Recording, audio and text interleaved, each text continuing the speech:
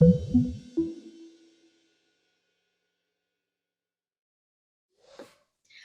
hello, everyone. I am Jennifer Ladipo. I'm the National Programs Manager here at Actua. And this month is Black History Month, which celebrates and honors the legacy of Black Canadians and their communities. As part of these celebrations, Actua wanted to not only recognize the many contributions and achievements Black Canadians have made throughout our history, but also to highlight some of the wonderful people working in STEM right now. And right now I have with me Somto Ibe, who is a chemical engineer, and she's going to be telling us all about her work in engineering, her journey through engineering, and how it's taken her to an interest in sustainability. Hi, Somto. I'm so excited to have you here. How are you? Hi, Jen. I'm doing well, thank you. It's a pleasure to be here with you to celebrate Black History Month and share about my STEM journey. Yeah, I'm really excited. And also, can I just say I love your outfit? You look cute. Thank you. We're both like very colorful, so I appreciate that. Yeah. All right. Now, Somto, chemical engineering is actually quite interesting and has a lot of different facets, and it's not necessarily what you would think. I remember when I first heard about it, I thought it was just totally about chemistry. So can you tell us a little bit about your journey to becoming a chemical engineer, how you got there, how you even knew you wanted to become a chemical engineer? Great question. So I will say that I'm a storyteller, and so I tell stories, and I find that the best way to tell a story is to start from the beginning. So I'm going to take you back to when I was 13 years old. I had to make a big decision. I was going into high school. I grew up in a different country, so 13, high school. I know it's pretty young, but that's what happened in my life. So I was 13, about to go into high school. My school at the time, we had streams that each student had to select. So I think there were about 5 of them. We called it health sciences, those technical sciences, those arts, commerce, and I can't remember what the 5th was. But at that time, I decided I was going to go into health sciences because I wanted to be a doctor. My mother was a nutritionist, my grandmother was a nurse, and both of them wanted to become doctors, but ended up in this other healthcare fields. And so it was a dream that I guess I inherited, and that was kind of all I knew. I spent a lot of time with them, and I was exposed to lots of people in the healthcare sector. So I wanted to be a doctor. Fast forward years later, I had the opportunity to actually start in a medical school program in Nigeria, where I was born and raised. And after about a year there, I had the opportunity to then move to Canada. And because I was so young, I took grade 12 again. And when I did grade 12 again here, I couldn't escape calculus. So back in my home country, when I was in the health sciences, because I was in health sciences, I could sort of calculus was optional. I didn't have to take it, and I was very glad because I was very frightened about math. I thought, oh my God, this is so complicated. I wouldn't be very good at it. But when I came to Canada and I had to take calculus because I was doing grade 12 all over again, I was so frightened. But I had an amazing teacher, Mr. Cressman. He was the one that showed me that all of this stuff isn't rocket science, and there is a power of practice. He was great. He encouraged me to practice a lot, and I did, and I ended up loving calculus. When I started in university at University of Ottawa, I started studying engineering, and then by my second year, I moved into chemical engineering. So that's, I guess, my journey to engineering. I had this teacher who showed me what was possible. Engineering, because I needed, I was an immigrant and I needed to do something that my parents would feel confident that they sent me all the way across the world for. And engineering is one of those fields where, they always say if you study engineering, then you have job options. But by my second year, I decided to specialize into chemical engineering because as I started to read about the field, I was very fascinated. I think at that time, if you asked me what a chemical engineer does, I would say we take raw materials and make them into finished goods. And so you have chemical engineers in all kinds of fields. I met chemical engineers who work with Adidas. I met chemical engineers who work in chocolate factories. I met chemical engineers who work in my field. So the possibilities just seemed endless. And I thought, why not? I enjoy cooking. And so when I'm in the kitchen cooking, I feel like a chemical engineer. I'm taking raw materials, using different units, whether I use my pressure cooker, my cast iron pots, whatever, different units, and then I'm making it into a finished product, which is what I intend to do. And in the whole time, I'm controlling temperature, controlling, so it's amazing. I loved studying chemical engineering. I also took a co-op term that, really solidified that love and interest. I was a process engineering co-op student that time, and yeah, I loved it. And so afterwards I joined Enbridge, who I work for right now, in the energy sector, because that's something that I'm also very passionate about. And my career has sort of evolved over time. I don't particularly do process engineering at this particular time in my career. I lead a team of frontline field engineering staff, but so far, no regrets. I decided to go all the way, and I applied to get my engineering licenses in both Ontario and Alberta, but that's a different story. But in summary, yes, that's my journey to chemical engineering. That's why I studied chemical engineering. I don't regret it. Absolutely loved it. Yeah. Awesome.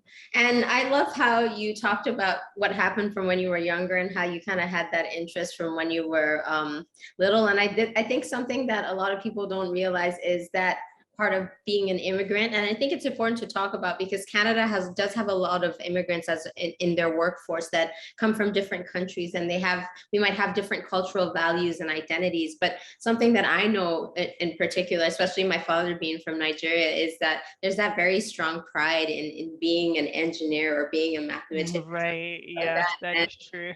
yeah, and it ingrains a sense of perseverance, I find, because it's kind of like, well, no matter what, I kind of have to be this thing. And Exactly. it's a lot of pressure, but I find eventually as you go through, you just kind of fall in love with it. And I love what you said about chemistry and cooking, because it's true. They're like the same thing. Yeah. So chemical engineering is, I think, challenging to say the least. It's a lot of math, it's a lot of science, it's a lot of chemistry. But at the same time, you would have been experiencing that as a Black woman in a system where you might not necessarily be represented. Did you face some challenges in that sense? And if so, how did you overcome them? Great question. Again, so I will say my challenges, yeah, definitely. I experienced several challenges, especially when I started working in the corporate world. So I think I experienced challenges not just because I'm Black, but also because I'm an immigrant and also because I'm female, multiple different aspects. But I think the biggest challenge, especially in the beginning, was just navigating those cross-cultural complexities.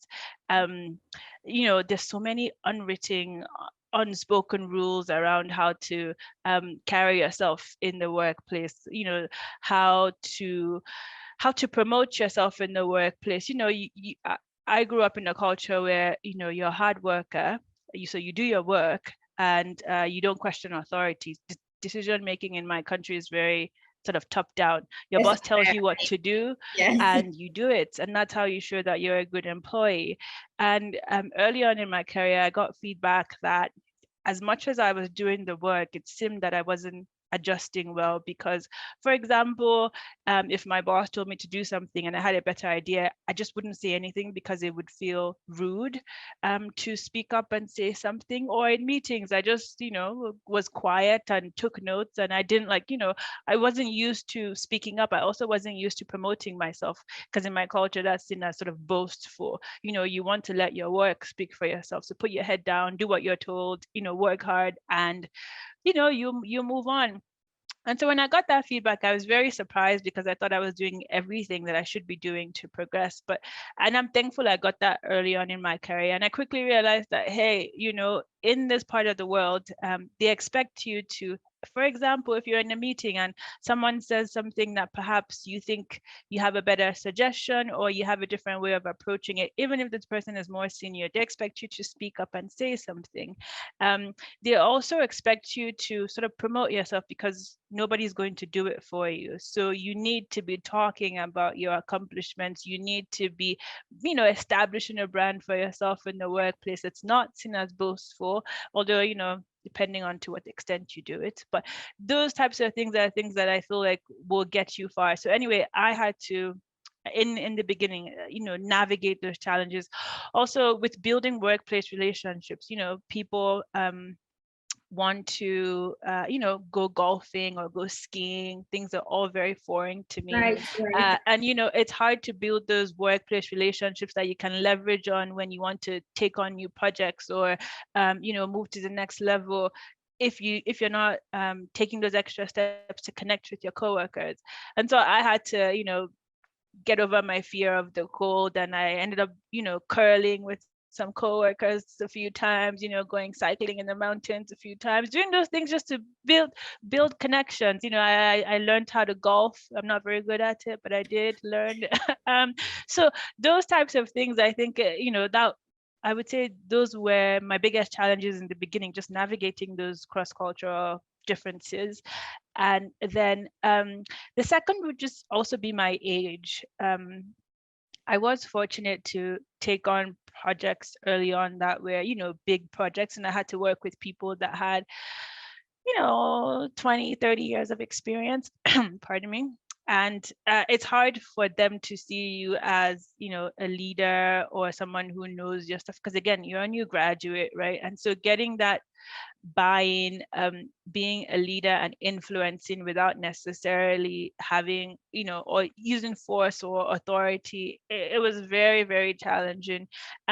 But I found ways to navigate around that. I found ways to I think what worked for me was just being authentic and showing my personality and saying, hey, I'm not coming at this from I know better than you. It's just we're supposed to work together to achieve this goal. And these are my thoughts. And this is how I think, we should make a decision. But then I explain my why behind that and get people to buy in. I found that was much more Effective. That was effective for me, be getting people to buy into what I was doing or suggesting, especially because there was always such a huge age gap with the people that I was expected to lead. So I was like, okay, this is what I'm thinking. I'm suggesting this, but this is why. And then it was easier for them to say, okay, well, yeah, this makes sense, or maybe let's adjust it this way.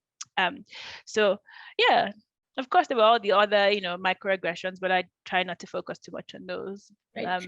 But yeah. And when you're facing all these, because you've come quite far and you're leading a team now, and if you were looking at someone that was trying to get into chemical engineering, or a Black youth that was trying to enter the STEM fields, what are some barriers that you notice that are still there, that they might still experience while they're trying to enter this field? The one thing I would say is, if you can, try to create a plan and be strategic and intentional. So there are many cases where, because for a lot of, say, Black youth, you don't have too many people to look up to, especially if you're trying to go into a field that sort of nobody in your family has ever gone into this or something like that. And so you go into it, but some people don't take the time to actually think through, I want to do this, but what is the end result? So I would say before you go into sort of, if you're in high school or middle school, whatever, before you go into a program in university, or even if you're in first year, second year, it's never too late. You can always do this. Take some time to just research what that industry is like. People that work there, what kind of skills do they have?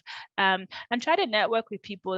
Thankfully, social media, and not just social media, but the internet as a whole has allowed us to meet people in different, industries, different places. And so you can start to think about what it would be like 5 years or 4 years down the road when you graduated. What kind of skills do you need? Do you need to do internships? Do you need to do co-ops? I always highly recommend those things, because not only do they give you a break from school, but they also give you a chance to test out what you like and what you don't like. Learning, so that's one thing I would say. Start to think about the future for yourself. Start to do some research, understand what the labor market needs, make sure that you're getting those skills that you need to be successful, and also making those relationships with people that you need to be successful. It's never too early to do those things. Then I will say the other thing too is be curious. Going into a field in STEM, I think the whole idea of STEM is we're using science and math to solve challenges today. You have to hone your creativity and your curiosity. It's so easy for you to sort of start to not care so much anymore about anything. But I think what would make you a great professional in the STEM field is just to have that curiosity, always wonder, maintain that childhood wonder, and look into things further. It just makes you, I don't know, a lot more fun, I guess. And then finally, I will say my final piece would be to don't forget the things that you care about, like your passions.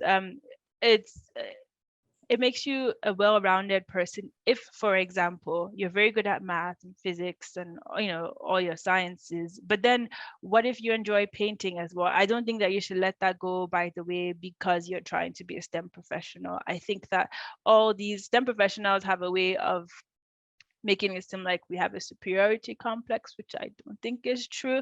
I feel like we need all the different fields. We need the arts and humanities. We need everybody to work together to solve the challenges in our world. So please, I will say, read about philosophy, do some arts, make sure that you're a well-rounded person. Even if you want to go into STEM, it shouldn't limit you from exploring all these other things, because you can pull knowledge from all these other things to make you better at problem solving, for example. And speaking of, that's kind of how you're a chemical engineer, but you've done a lot of learning, and you've done a few courses in sustainability engineering. And I wanted, before we leave, for you to talk a little bit about your work, how it's kind of intertwined in your work, and why it's important to all of us, the Black community, all communities, why it's so important for us to stay sustainable, even though that's a very different thing from what you took. But I'm sure you can give us a little bit more insight on how you kind of got that interest and why it's so useful.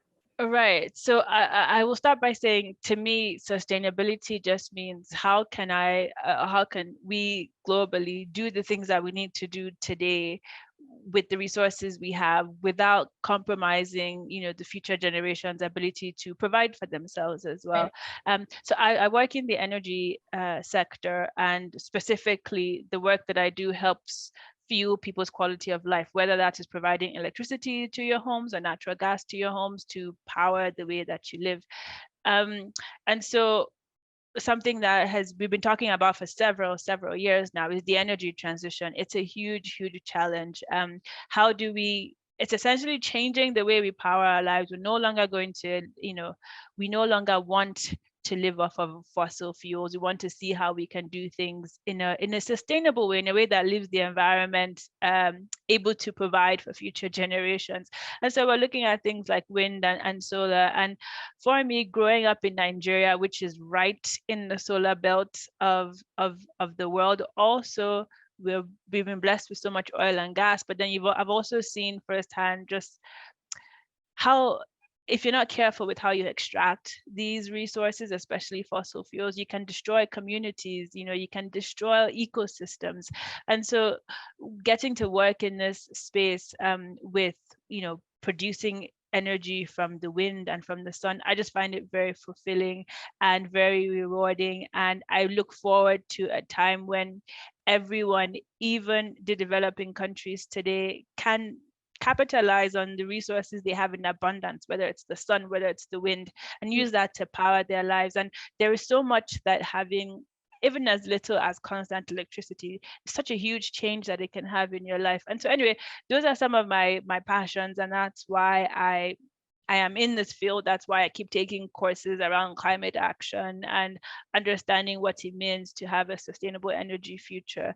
But yeah, I hope that answers your question. It answered perfectly. And I know we're pressed for time, but last but not least, speaking of your passion and kind of just hoping for future generations, what can be done, or what advice would you give anyone or any instructors or mentors who are trying to empower Black youth, to see the future and to innovate and to really get involved in just kind of future planning, or where we're headed as a society? What words would you say to empower them to get involved? I will say that it sounds cliche, but a lot of people don't know what they don't know.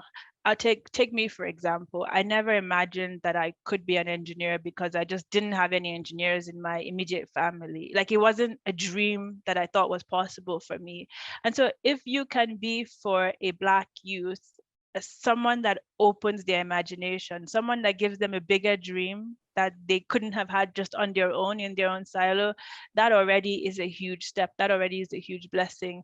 And sometimes some people just need the encouragement, like, to go ahead and try something. You know, people have been told things their whole lives, or they have, you know, limiting beliefs about themselves. If you can be this one person that helps a youth break a limiting belief, show them that it is possible for them to dream big, and not just dream big, but also accomplish these dreams, you know, you've done the world a huge favor. So I guess that's my parting words. Just, if you can, encourage somebody to dream bigger and go for this dream and actually achieve it. I love it. Yeah, I think that's the lesson we're all trying to learn from our journeys, from our careers, is that you should dream big and don't give up, right? Because it always feels like we should give up quite quickly. Yeah. Thank you so much, Somto. This has been a wonderful, insightful conversation. I'm sure all our network members and audience will be happy to hear about your journey and, you know, really just draw from the advice that you've given just based off your career and your experiences as a Black woman in science, as a chemical engineer, as an immigrant. It's just been wonderful to gain all this insight and understanding from you. Thank you so much, Somto. Thank you very much. I appreciate the opportunity. No worries. Have a wonderful day. You too.